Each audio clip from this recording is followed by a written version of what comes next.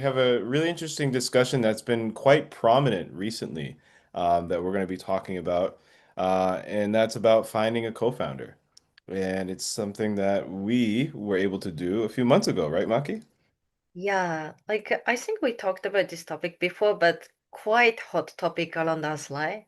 Yep. Every foreign founder, what do they want when they come to Japan? What's the number one thing? Finding Japanese co-founder. Easier said than done, right? Other side as well, Japanese founders also trying to find a foreign founders as well. That's right. That's right. We actually were at TIB yesterday. And we met up with a founder that was in our network. He came and wanted to hang out with us, and we had a good discussion about some of his challenges of finding a Japanese co-founder specifically. But we also met a Japanese founder who was looking for a foreign founder, right? Yeah, that was all coincidence, Yeah. but on the same place there was a founder looking for Japanese co-founder, and another one is looking for the foreign co-founder. Yep. And we actually brought them to the same table and kind of like talked to them about their challenges and what they were, looking for. And what it boils down to really is communication and exposure, I think. Right, Maki? Yeah, that's what we learned. Like it was kind of experimental because we Hmm. wanted to learn what's a challenge and Hmm. what kind of issues to find each other's like co-founder. It was Yep. interesting. So today's, show is going to be about some of the things that we've noticed when we go to networking events, when we've had discussions with founders who are looking for co-founders. We also want to talk about our story and how we got together. We're a shining example of how it could work, you know what I mean, with Japanese and foreign founders. And then gives them some tips on how they can potentially find their own Japanese founders, right? Um, so when you go to networking events, Maki, what have you seen, when people, foreigners try to approach Japanese? What are some things that you think you've noticed that they do wrong or they get wrong? Um, Sometimes I'm witnessing foreign founders know some Japanese, so they try to be polite and use Japanese to speak with Japanese Japanese founders. Hmm. Like small mistakes they tend to do is the ways they react. The Mm. the Japanese is maybe the language is not enough to present their feeling. That's why sometimes for the Japanese, it's like end of the conversation. Oh. Yeah, it's like when you say something, you too sometimes you say よかったですね. Hmm. Good for you. Then conversation ends, you know. Oh. Oh, Yeah, good. really? But if you have to say another thing, otherwise conversation doesn't go right. I share the things, and if you just say, "Okay, よかったですね." I'm like, "Oh, okay, conversation is finished. So should I go to find another person?" So that kind of misunderstanding. Maybe they're trying to be nice to using Japanese words, but like sometimes it leads to misunderstanding. Mm. Oh, that's very interesting because I think that when people, foreigners are speaking Japanese, they're probably just directly translating the thing in their head and expecting the other person to say something as well. But those specific phrases that you're mentioning kind of signal the end of the conversation. Is that right? Yes, yes, yes. Oh, that's interesting. I did not know that at all. As well, two Japanese founders try to speak English to foreign founders, but like they tend to like kindly asking like, "What do you do?" And they're just telling what they do, and they don't ask a question. So Mhm. Ah, yes. too much focus on how to speak the language Hmm. rather than how to communicate. I love how you put that there, because when you're speaking another language, it can just boil down to that. It's like I'm so focused on getting the right grammar out, the right sentence structured to get my point across, but then I'm not engaging in what is a conversation. A conversation's back and forth. And that brings us to another point that we see sometimes is when co-founders, especially, or founders looking for co-founders, they need to be a little bit more open-minded, I think, about the whole interaction because what you'll see a lot of times is people just pitching their idea and not listening to the other person and their, what's it called? Their passions, their, things they're interested in.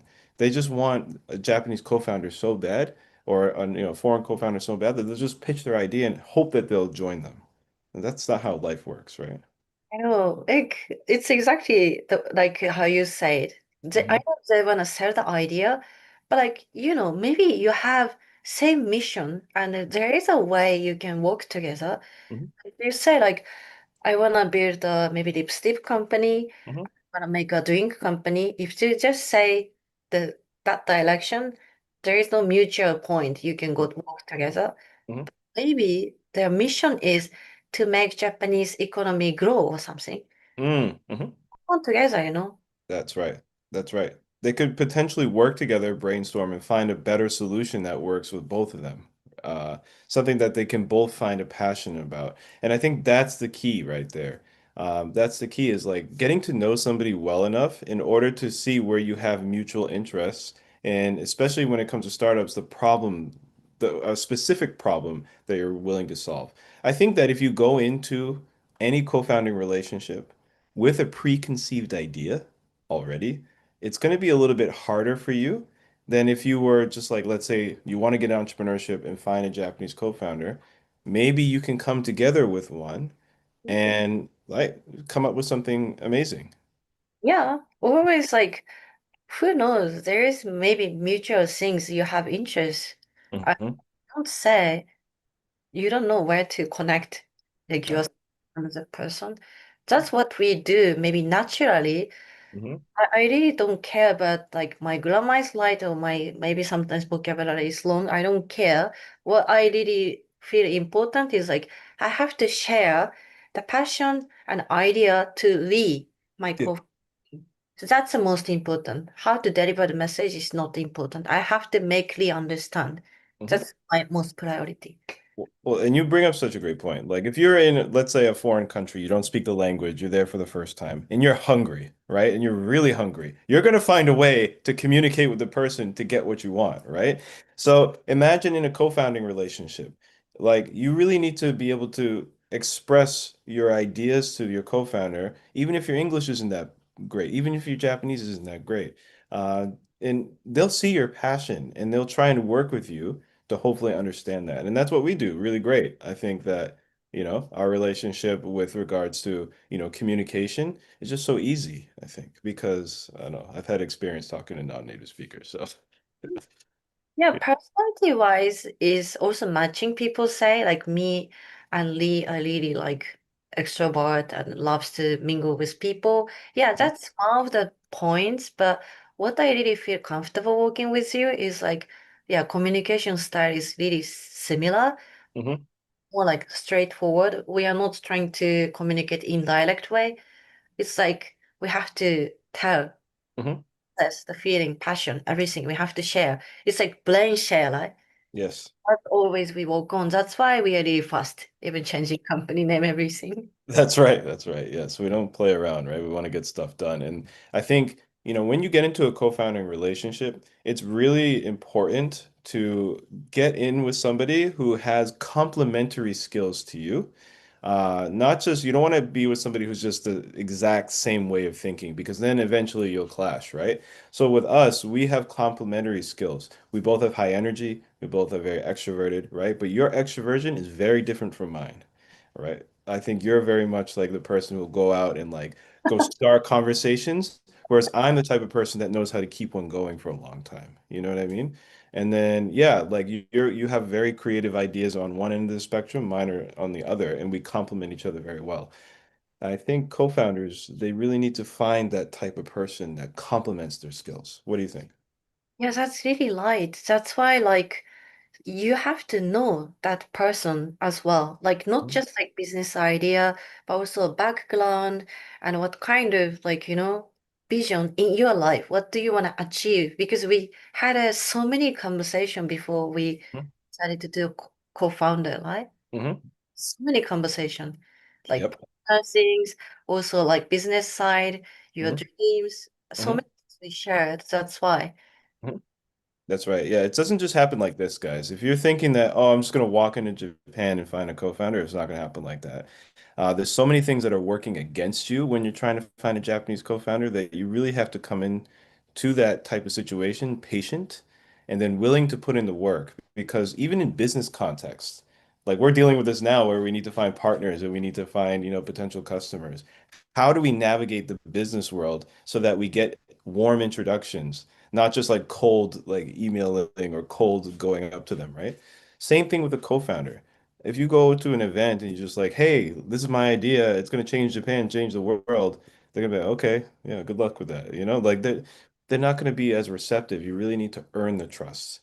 Maki, how can foreigners looking for Japanese co-founders, especially, earn the trust of Japanese? Yeah, and the trust. Also, like you have to understand that person as well.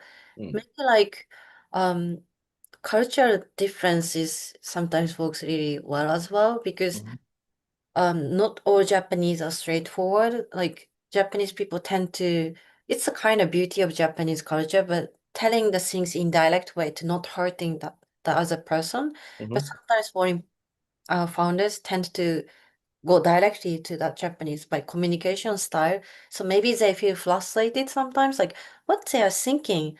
But actually, behind that, like sometimes I'm hearing Japanese people are scared of telling the things. It is long. That's an Mhm. understanding of Japanese people. We are not trying to hurt that person. That's kind of beauty of Japanese culture. So Mhm. take it long. We are nice. We are kind to you. That's right. That's right. And it's a really good thing understanding those cultural differences because it can also broaden your horizons and understanding how to deal with other people. So there's some really good resources on that, but it also takes a lot of time just to be here to, get and understand people by being in that culture and that society for a long time. So Dude, yesterday, not just yesterday, we witnessed so many like foreign founders trying to find a Japanese co-founder. We witnessed so many times, like actually we put on the same table, yes. kind of did an experiment, and we did a facilitation between them.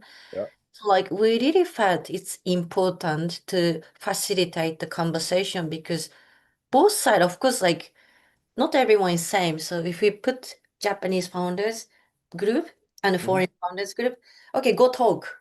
I don't think that gonna mix, like always invisible wall between them. So facilitation is the key, I think.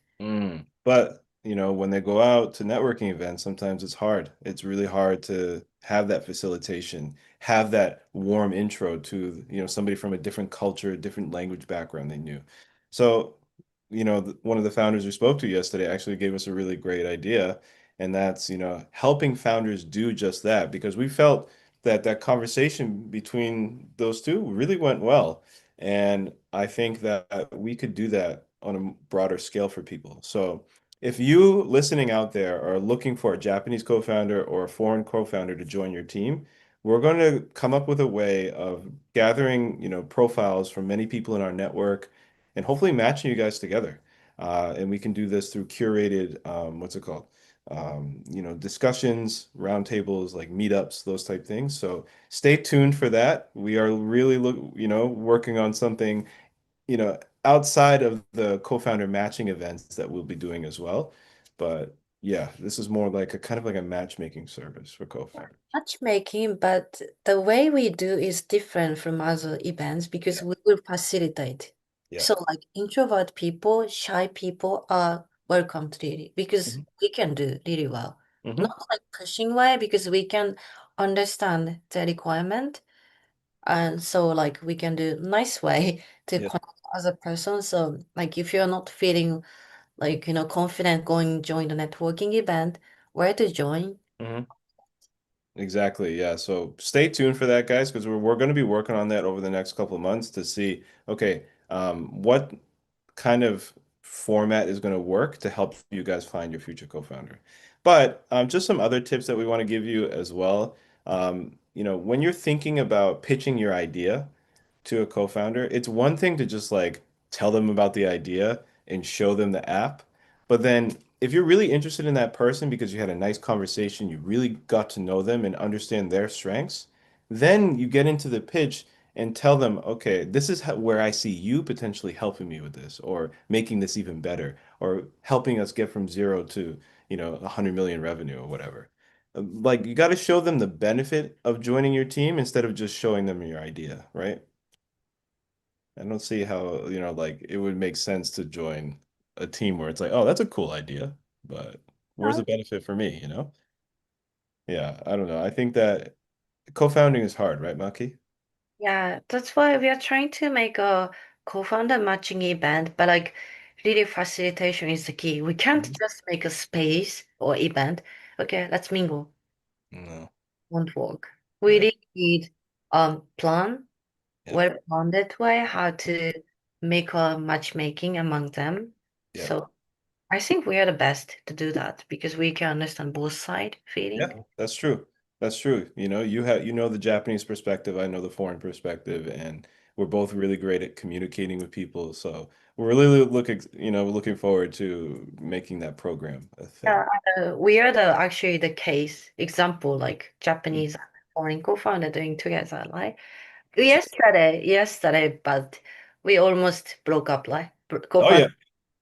Right. We almost broke up. We actually just posted a video of that. You guys can check it out on our YouTube channel. But Maki, you were writing some words on the board that had a little few extra letters. Why is that? Yeah, I forgot you're American. That's why, like, I wrote the or some British style, and you were upset. We took a video, like we were taking a video for the meeting record. Uh, Yes. Luckily, we could record it. So he edited, and Yes. it's already uploaded.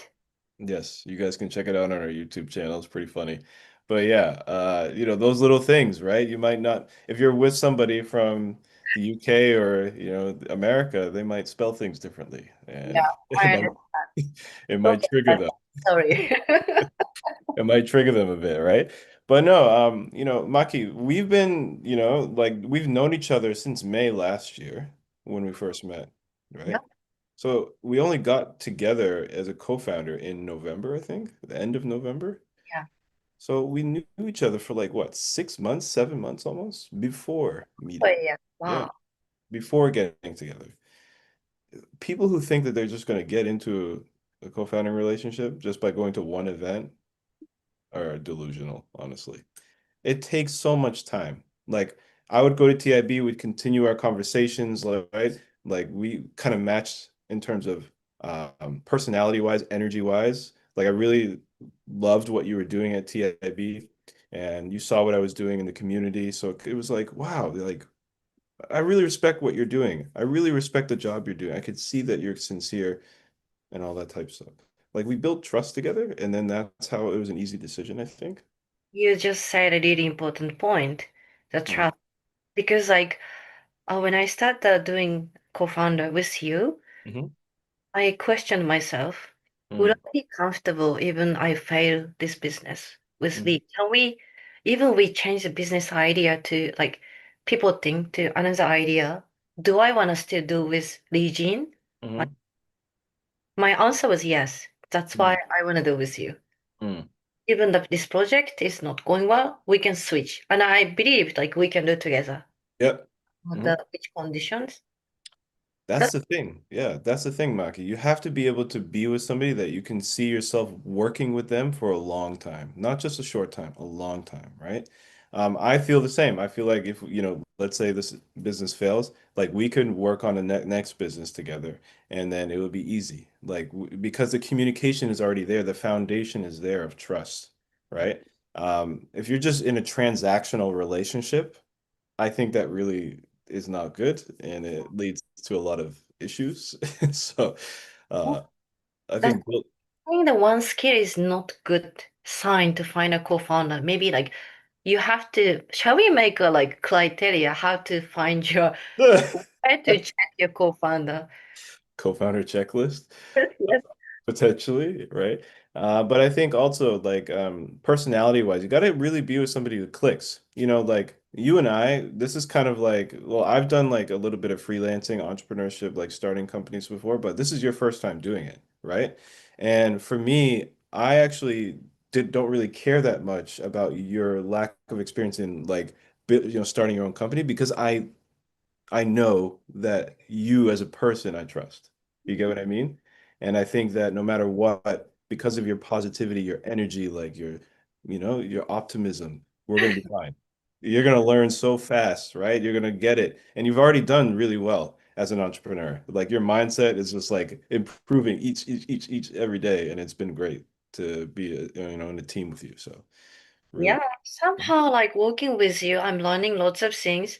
And maybe because the way you like your teaching style is actually matching my personality, that's why mm, first video I made, like just now I posted on LinkedIn, it was my first time using AI tool to make a video. But he oh, just taught me today how to use that tool, and I could do. yeah, Learning a lot from you. But I don't yeah, think I could do with somebody else. Like even that person taught me, yeah, yeah, I didn't want to do. true. Yeah, It's really important who you work with. you had also said about like Notion and a couple other tools that you didn't know, and I was just like, I hey, never use Notion, and I'm the person really hates the checking the track what I do on the week. mhm, Like like before I hated the checking the to-do list. mhm. But now doing with you is kind of fun. It's easy, right? Yeah, it's And not you're too bad. just sharing screen, but I'm checking by myself and editing, Yeah. It's- right? yeah, exactly. So like when you get into a co-founding relationship, guys, you should ideally complement each other in the sense that you're making each other better each day and you're improving each other. Like there's a famous equation, 1 + 1 = 3, which means the sum of the two people should equal more of what you could do individually together, right? So I think that we're definitely in that kind of, co-founding relationship, and that's what everyone watching this should strive for is that kind of relationship, right? Yeah. Any final words on co-founding? Any final words on any advice at all about co-founding relationships? Really, we should make a maybe checklist. Yeah. Really, it's important. Yeah. Otherwise, people tend to check their business idea is this, and they're searching for this skill. Am I Mhm. fitting that skill? No. Then let's go find another one. It's kind of missing opportunity. Who knows? Maybe you and him have a same passion to change the world in same direction. Yep. So to Hmm. go into deeper conversation, maybe we can make some, I don't know, tip or check. Yeah. Maybe that we could, do that next week on the Pulsar Innovations page, and we can send it out for people. Absolutely. And be on the lookout, guys. In the next couple of months, we're going to be doing another collab event, and like I said, we're going to plan out this, co-founder matching service that we're going to be providing for people because it's very, very needed in Japan. So. Next, we want to talk about obviously some events that are coming up that we're going to be going to, that we're going to be hosting, and that we're going to be collaborating with, right? February to April, we just noticed we have so many events going, right? So let's announce the February one only. Yes, okay. Yeah, February and April are definitely our biggest months for events, for sure. Right? So the first one that we're super excited to be exhibiting at for the first time as Pulsar Innovations is the Global Gathering at Venture Cafe. It's going to be, Nice. yes, the 19th. That's going to be coming up on the 19th on Thursday. Will be your first time going to that, right, Maki? It's the first time, but looks really exciting. I just saw the post already over 700 people signed up. Yep. Huge event. Yep. Last year when I went, there was almost 1,000 people there from all different countries all over around the world. So they do a really big pitch event at that event, the Global Gathering. And from all the venture cafes around the world, there's a delegate that comes there and pitches and everything. So yeah, it was pretty cool to see that they've expanded to 3 different locations now on the different Mori towers in Toronto Hills. So there's going to be lots and lots of networking opportunities, lots of engaging startup shows, and speaker sessions. So can't wait. And we'll be there exhibiting at a little tiny high top. I don't Yeah, know where yet, but we will tell you guys. Definitely come by and check us out. We're going to have some more information on the retreat that we're planning, right, Monkey? We're planning a that's nice retreat. exciting. I want to announce, but not yet. Yeah, we're planning a retreat, so we'll have more information about that. And then we're going to be talking about some of the other programs that we're going to be doing later on this year, and especially with the universities that we're really looking to partner with, like your university, right? As my university is really active and really global-minded people. That's why I want to help out my younger generations also. Mm-hmm. Like we really good match with the university as well. They're like looking for partner like us. Mm-hmm. We need them as well. So like, loving each other. That's right. That's right. So we're really excited about that event. We also have Pitch and Connect online. We have 34 people, or 35, I think, people signed up already. One pitching slot just opened up. So if you're interested in pitching, definitely sign up to that immediately before it goes away. We have people from Japan, Thailand, Singapore, and I think a couple other countries that are joining us in that event. So if you're watching from another country, feel free to join as well. We want to pitch and connect when it's online to be a very global, anyone's invited. You know what I mean? So hopefully we get some new faces there to watch the startups, give feedback, and connect with each other. Can you tell them a little bit about what we're doing on the 25th? Um, 25th, yeah, highlights like Right, yes. the women entrepreneurship gathering. That's right. Yeah. So we're Yeah. going to be facilitating discussions at the Her Rise event that's hosted by Startup Lady in Shibuya, I think, right? Yes, in Shibuya. Mhm. I do networking facilitation. It's Mhm. really honor, people asking us to facilitate the networking session because Yes. we think people trust us in that way. That's right. Yeah, we're very Genki. We're very Thank extroverted. you. We're very extroverted. So I think that yeah, we like doing it. It's a lot of fun. So it's really good for us to network and get our name out there. Speaking of that, we have a partnership announcement we'd like to announce here as well. The good guys over at Socius who are putting on the Tech for Impact Summit, we're going to be an event partner with them and running their networking portion, right, Maki? Yes, it's really honor, and I'm so excited to be an event partner with them. That's right. That's right. They're going to have an event. Their summit is going to be on April 24th. 24th? No, 26th, sorry, 26th. That's The such an exciting event, right? Yes, it's an official Sushi Tech side event, so it's on the Sunday before Sushi Tech on the 26th. We will be there. I believe there are early bird tickets out right now. So guys, feel free to sign up to that. And then yeah, you'll see us there. We'll be running the networking portion. We just posted the event partner post on LinkedIn, so like you can take a look. That's right. That's right. So we're trying to help facilitate discussions during that event. We're super excited to collaborate with the team at Socius. We're as well Sushi Tech ambassadors. So if you guys are looking for discounted tickets, please let us know. We Yeah, have it's a available. great discount code for you. And yeah, we're going to be actually at the event, right? We're going to be at the event all 3 days. We're going to be there, like networking, meeting so many interesting people, and we can't wait, right, Mike? Yeah, I want everyone to find us because so many people reaching us on LinkedIn, right? Mhm. Actually, Tech is the best timing to discuss and like we can seek for a collaboration opportunity too. So please find us. Yeah, and also if you guys want, we can set up like a little group to like meet up at Sushi Tech one of the days, and then like we can go explore some of the booths together and some of the sessions, and it'll be a lot of fun. We can do like a coffee chat or something. It's gonna be super fun. Never Mhm. seen like group like visiting booths. It's gonna Oh be yeah. fun. We can do that. Yeah, absolutely. We can definitely do that. We'll set up a WhatsApp group or something like that and figure that out. But yeah, that we're super excited to do.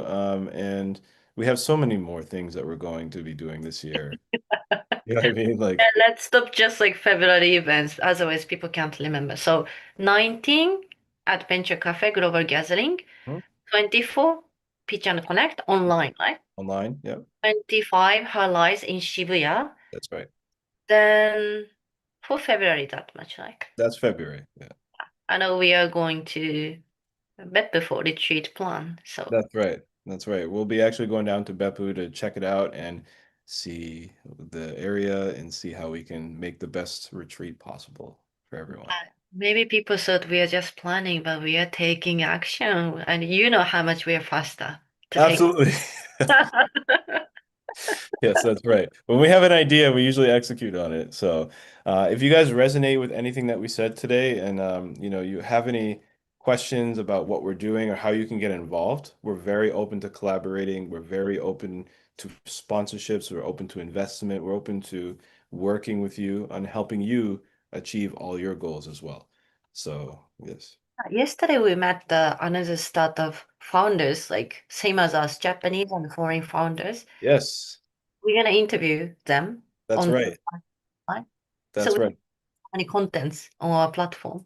That's right. That's right. So actually, we plan to turn this show into kind of like a podcast as well, where Maki and I will interview startup guests and just like, a regular podcast. And yeah, you can share your stories and you can talk about any industry insights or things that you're an expert in. We'd love to have you on the show. So. If you guys love this episode of the Pulsar Pulse, please leave a comment, like, subscribe, obviously. We are doing this for you, our audience, and we hope to keep doing it every single week. Yes. We start doing the sh YouTube shorts as well, so please take a look as well. He's Yeah. making.